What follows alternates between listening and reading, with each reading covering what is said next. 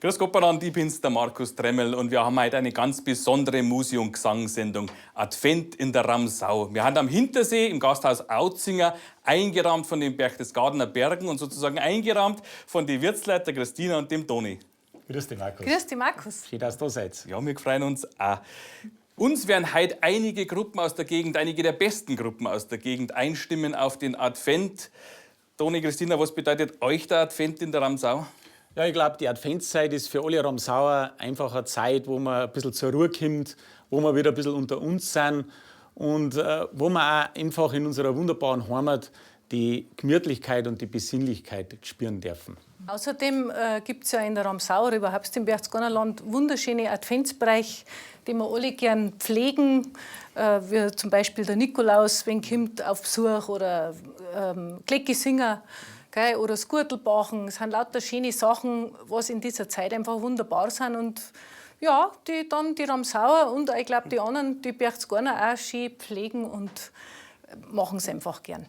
Gell? Ein bisschen was werden wir in dieser Sendung heute davon mitkriegen. Beim Einergehen haben wir ja schon die Mitterberg-Weisenbläser gehört. Herin in der warmen Stumm begrüßen uns jetzt die jungen Ramsauer Sänger und drauf dann die Antoniberg-Musik.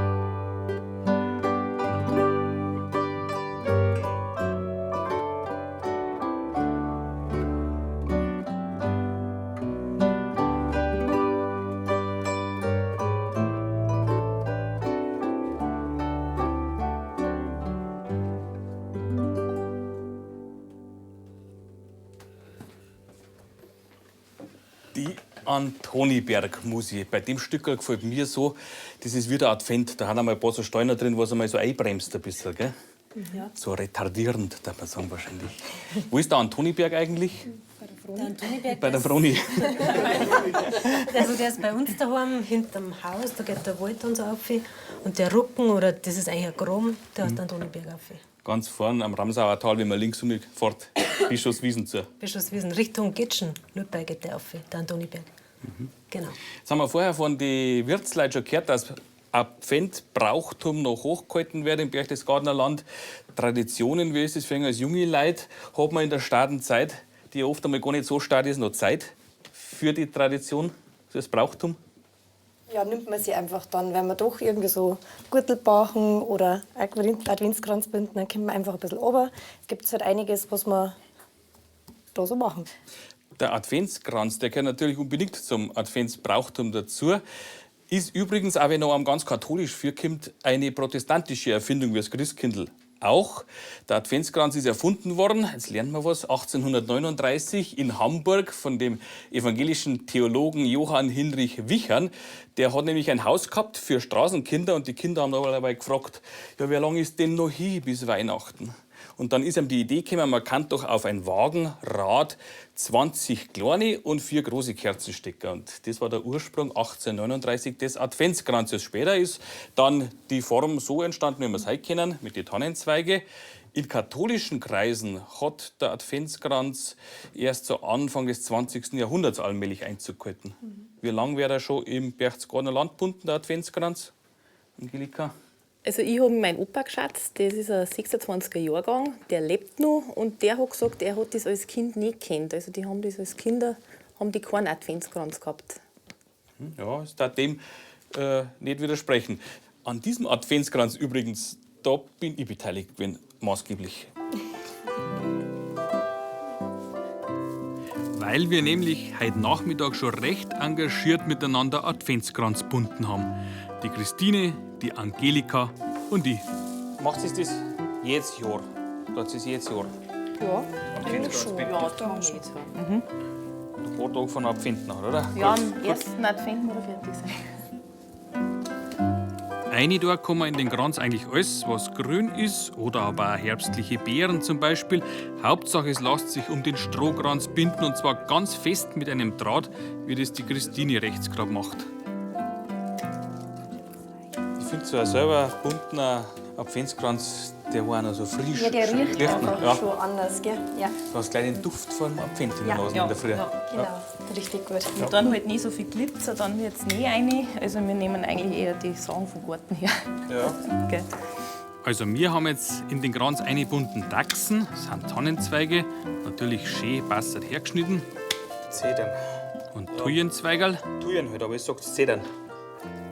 wilde Hagebutten und ein wachses Laub. Stechpalme. Ja, genau, stimmt. Wacholder auch noch. Ja, aber das riecht auch schon gut. Und Kerzen kommen natürlich auch drauf, am besten aus echtem Bienenwachs. So, und gleich geht's weiter mit dem nächsten, weil jetzt weiß ich ja, wie es geht.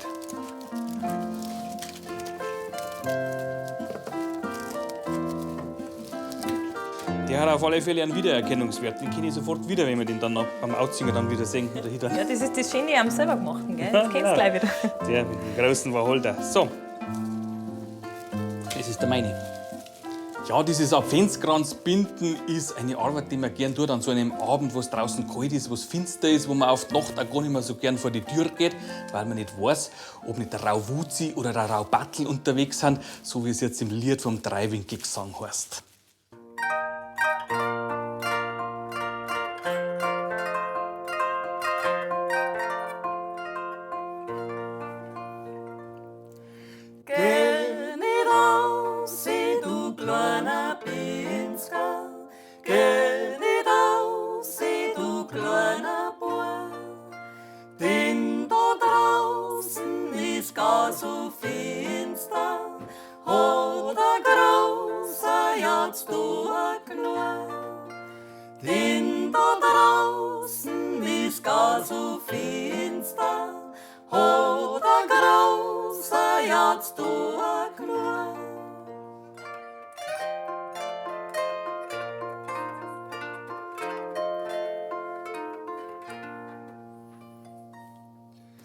Draußen steht der Rauwutzel und der Raubattel ist dabei.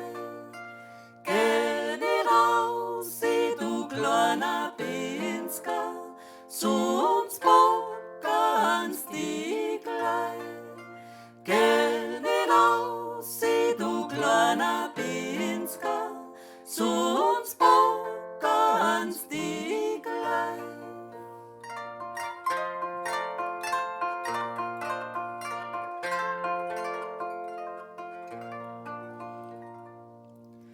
Wenn's die packen, dann hilft kein Rehen nicht.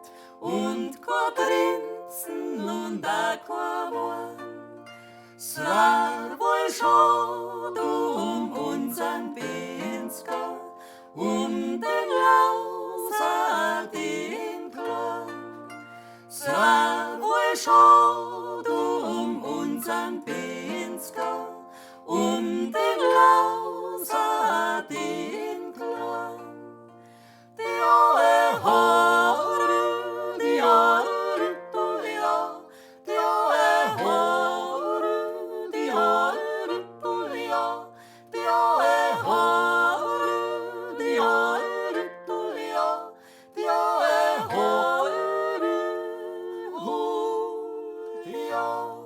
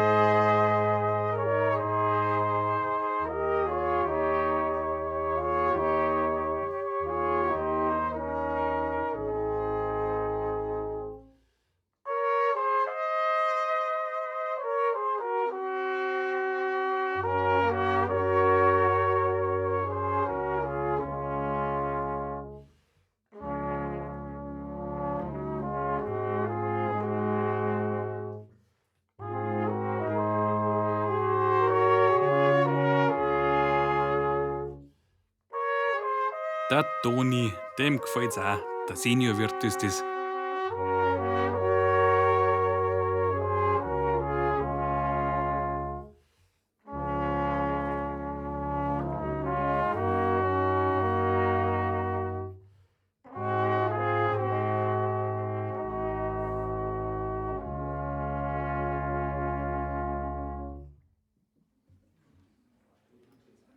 Die wunderbaren Mitterberg-Weisenbläser haben uns ein Wiegenlied gespielt. Ein Schlaflied zum Einheiten, wie man bei ihnen gesagt, oder? Genau, so sagt man bei uns. Was aber der Autzinger Simon, einer von den zwei Wirtsbuben da in der Adventszeit macht, das ist ja gerade das Gegenteil von in den Schlafwiegen, gell? Das ist ein bisschen das Gegenteil, ja, genau. Also in Schlafwiegen ist das nicht. Genau. Gramperlaffer. Genau, Grampeilaufen, genau. So sagt man bei uns da dazu. Genau. Da ist der Nikolaus dabei und Grampeil. Nikolaus ist natürlich der, um das es eigentlich da geht. Der Heiz verkleidet, ganz wild. Genau, wir haben da praktisch so angezogen, praktisch, wie man es da sieht, auf dem Tisch da, genau. Das ist praktisch genauso, wie wir da bei uns ausschauen. Mit so. Mit Glocken drum, genau. Das ist gehört dazu, dass das praktisch das Gegenteil praktisch, was wir gerade gesagt haben, von Wiegenlied oder so, gell? Genau. Du bist halt auch da bei uns, gell? Zu diesem Nikolaus und Grampeilaffer, da haben wir übrigens eine herrliche Aufnahme gefunden in unserem Archiv. Genau, mit dem Papa drauf, gell? Ja, wie ganz geht's? klar noch, genau, so weiß ich schon. Da vom Autzinger zu einer Zeit, wo der Papa noch als Bub war. Genau. Das ist die Szene aus dem Jahre 1974. Im Unterschied zu den bekannten Strohbuttenmandeln, die unmittelbar in und um Berchtesgaden herum unterwegs sind, haben in der Ramsau die Gramperl und Gankerl, so wie da jetzt beim Autzinger am Hintersee, in Felle gekleidet. So einen Trupp, der im Gefolge des heiligen Nikolaus von Haus zu Haus zieht, nennt man eine Bass. Mitmacher dürfen ortsansässige Mannsbilder ab 16 Jahren. Also Angst und Bang kann da vielleicht schon werden, wenn die wilden Gestalten also beim Fenster reinschauen. Aber es ist ja der Nikolaus dabei.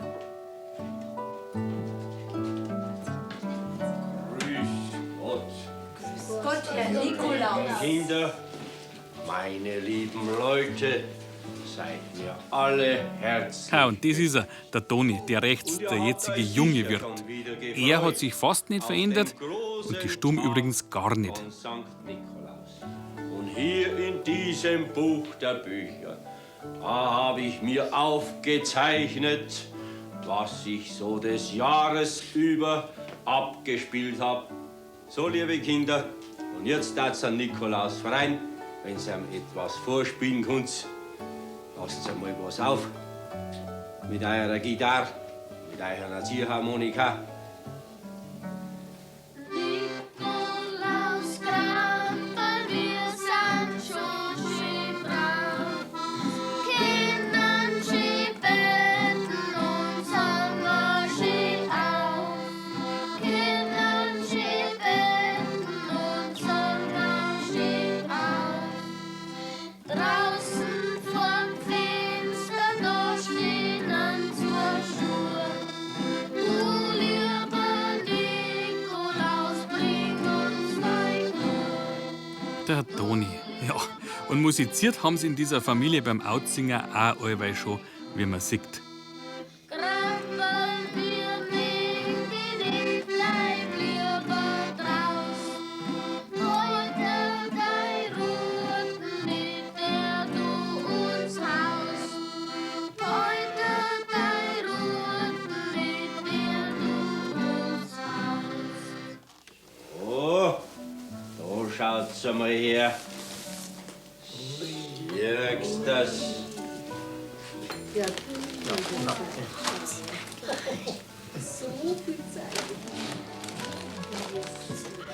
So, meine lieben Kinder, verabschiede ich mich wieder von euch, gell? Fühlt euch gut.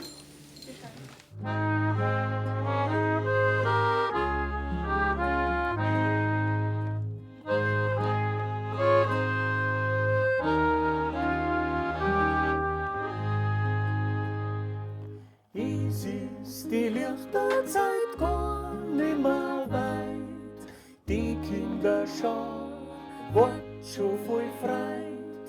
Bald kommt der heilige Bischof ins Haus. Sankt Nikolaus, Sankt Nikolaus.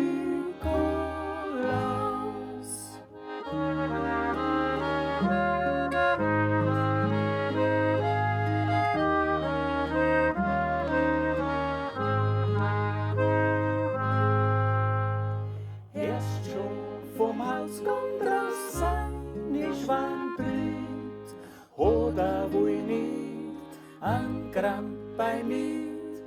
Grüß dich Gott Nikolaus, Kind nur herein. Wir wollen ma ja brav euch weiß sein.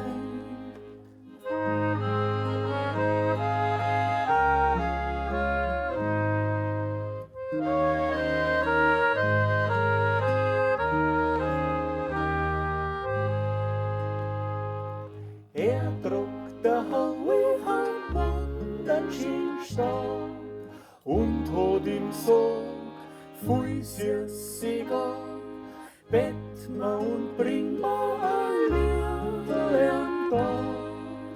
Komm Nikolaus wieder aufs Jahr.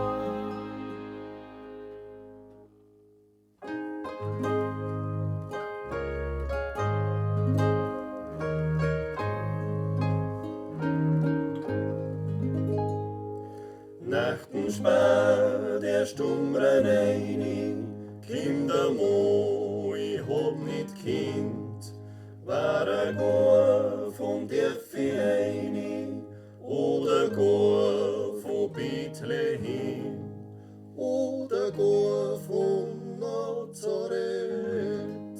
Ja, ich weiß heut auch nicht recht. Gewesen ist ein Zimmermann, hat Herberg gehalten an.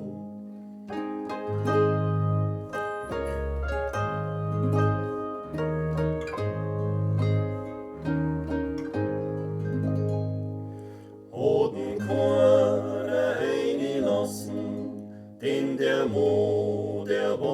nicht fremd. Und so steht auf der Straße, z Bethlehem haben's nicht kennt. Wenn sie's gewusst hätten, wer dies ist, mei, war dies nicht gewähner Gries. Aber so ein Zimmermann sieht man die Heiligkeit nicht an.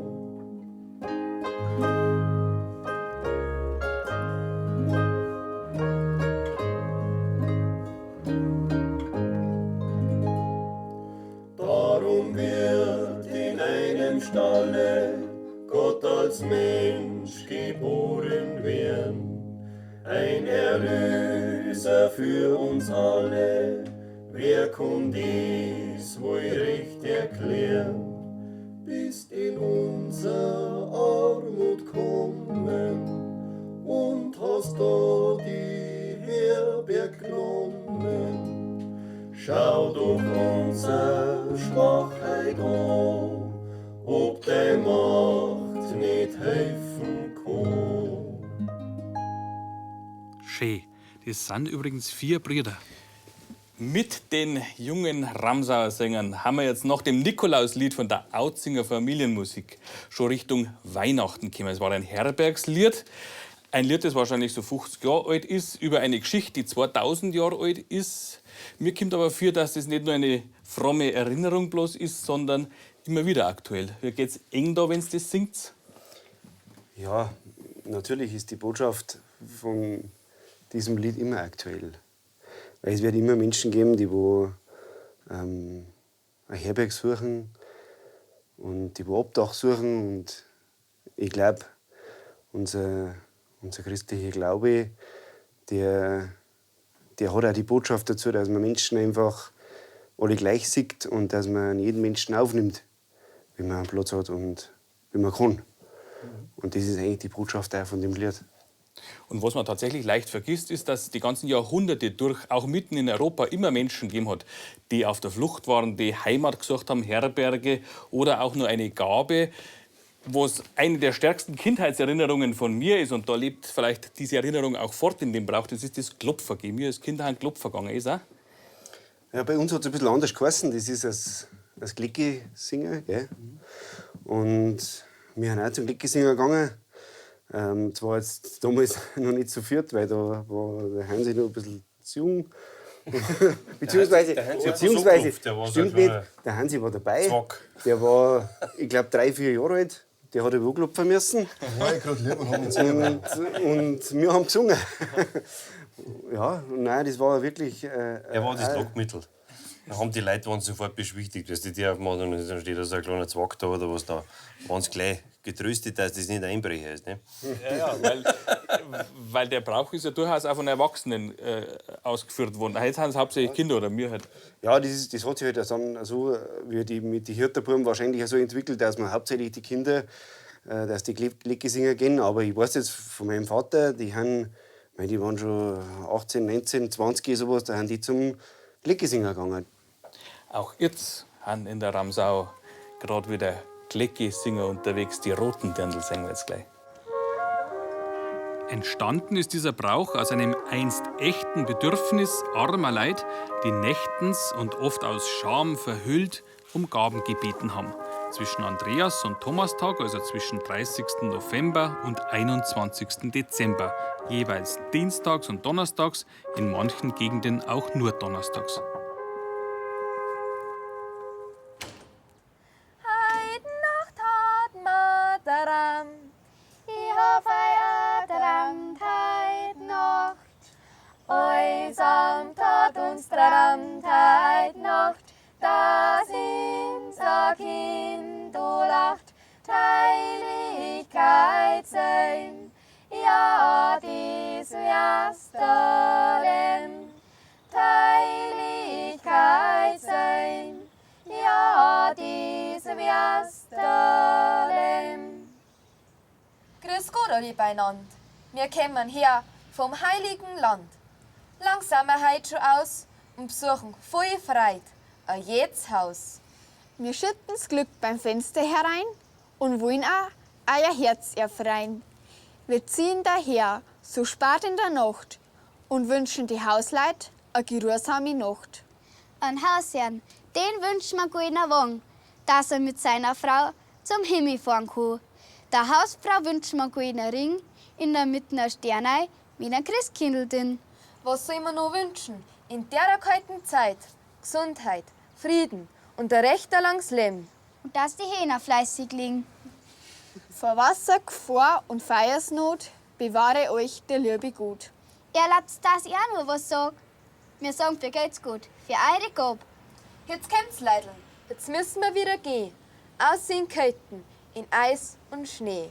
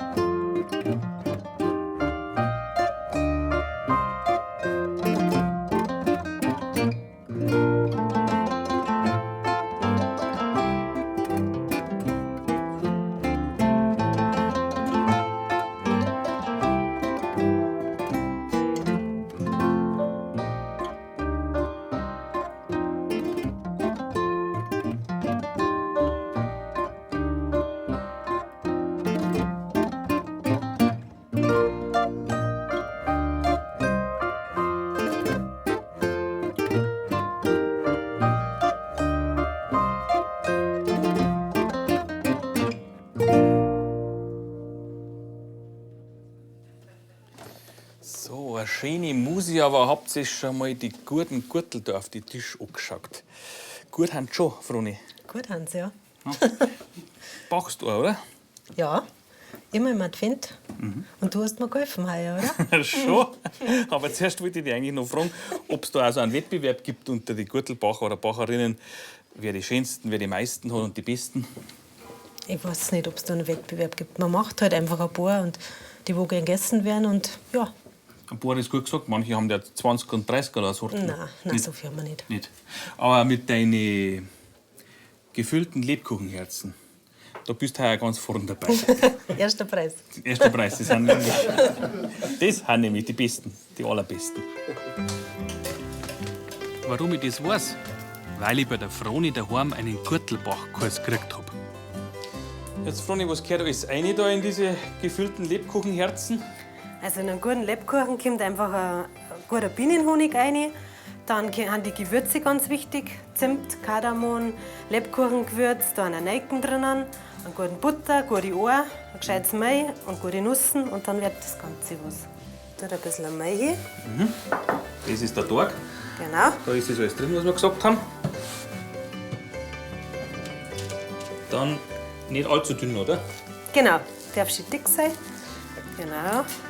So. Ein bisschen. Genau. Und dann können wir schon ein paar Herzen ausstechen. Ja, nicht dick die Herzl.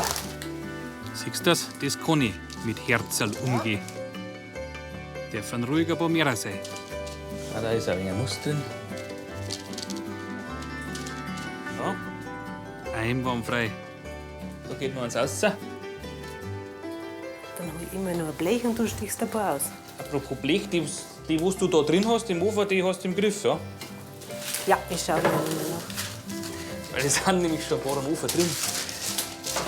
Gut. Werden schön. Bisschen was geht schon noch. Ui, was ist das? Das ist Marmelade, Preiselbeermarmelade mit Marzipan. Und die spitzen wir da noch oben drauf. Jetzt müssen wir noch mal in den Ofen reinschauen, Ja, weil dass die uns da nichts verbrennt. anderen nicht abbrennen dürfen. Ah, sind die schön geworden. Direkt schade, dass es kein Geruchsfernsehen gibt, aber wenigstens sind sie in Farbe. Gut, jetzt kommt das Interessantere, oder? Das, wo man halt mehr batzen kann, kommt jetzt. Wir tauchen es in Schokolade rein. Das habe ich schon die ganze Zeit gewartet. Und tunkst bis zur Hälfte so rein. So, ein bisschen abstrafen und dann aufs Teller. Und dann Finger abschlecken. Genau. Da wirst du selten allein sein, wenn du die machst, oder? Das kann ich auch. Das kann ich ganz gut. Perfekt. Daher. So. Ja. Wunderbar. Und? Finger Dann schlecken abschlecken. Schön. Gut. Nächste. Dann wir so weiter. Ja, das ist halt der Duft von Weihnachten. Gell? Und musikalisch haben das die Hirtenlieder, die man mit Weihnachten verbindet. Und wir hören uns vom Dreiwinkelgesang jetzt für uns ein Hirtenlied. Wo ist denn da drunten auf dem Land für ein Ritt? Schaut mal, was da für ein Stern aufgeht. Was soll das bedeuten? Was soll denn das sein? Ich muss geh mein Nachbar Andrea aufschreien. Ja, Andrea aufschreien.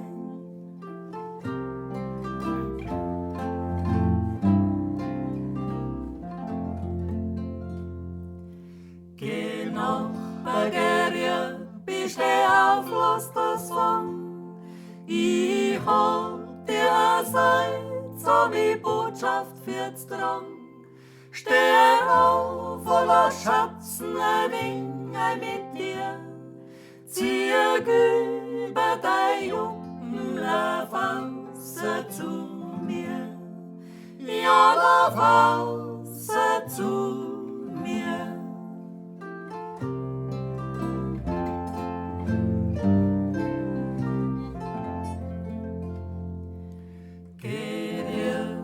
Und Linz, jetzt wollen wir heut gehen.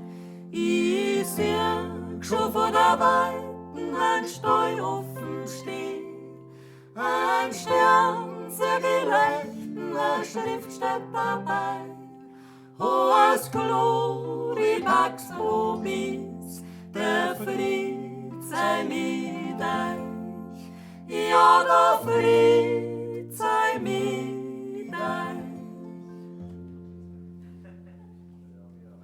Das Hirtenlied vom Dreiwinkelgesang, das hat uns jetzt schon direkt mit dem Weihnachtsgeschehen in Verbindung gebracht. Und so wird es auch gleich bei den jungen Ramsauer Sänger sein, wenn die ihr Pinkheit zusammenbackern und Richtung Bethlehem ziehen, dem Sterne folgend. Und ein Stern, so heißt auch ein Gedicht von meinem Vater, das ich Ihnen jetzt vorlesen möchte. Ein Stern. Ein Stern ist uns geschickt und erhält unser Erd, dass endlich um uns Menschen ein wenig menschlicher wird.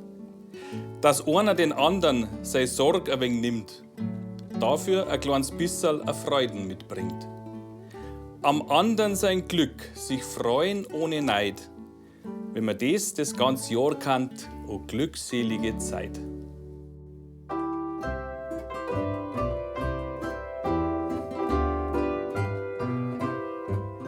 Geh Hansel, bock dei Pinkheit zusammen, wir gehen nach Bethlehem.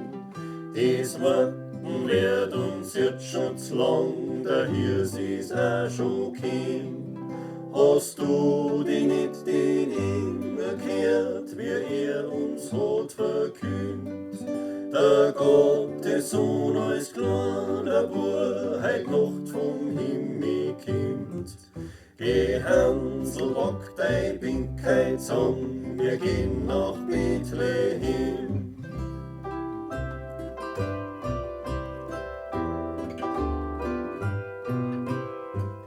Nimm mi der Brickei, Pudern, Schmalz und a Reibeikäs. War da nicht schön, wenn unser Eins aufs Kindl heut vergaß. Bis das die Uhr hat 2 geschlagen, da müssen wir's nur da tun.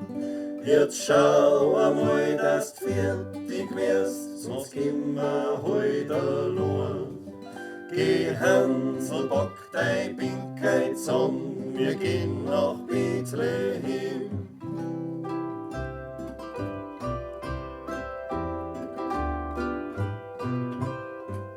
Schau hin, die Ingei sind schon da in ihrer lichten Pracht. Wenn du jetzt nicht bald weiter tust, ist die halbe Nacht. Bloß zu, die Ingei singen schon, Gott in der Höhe die Ehr.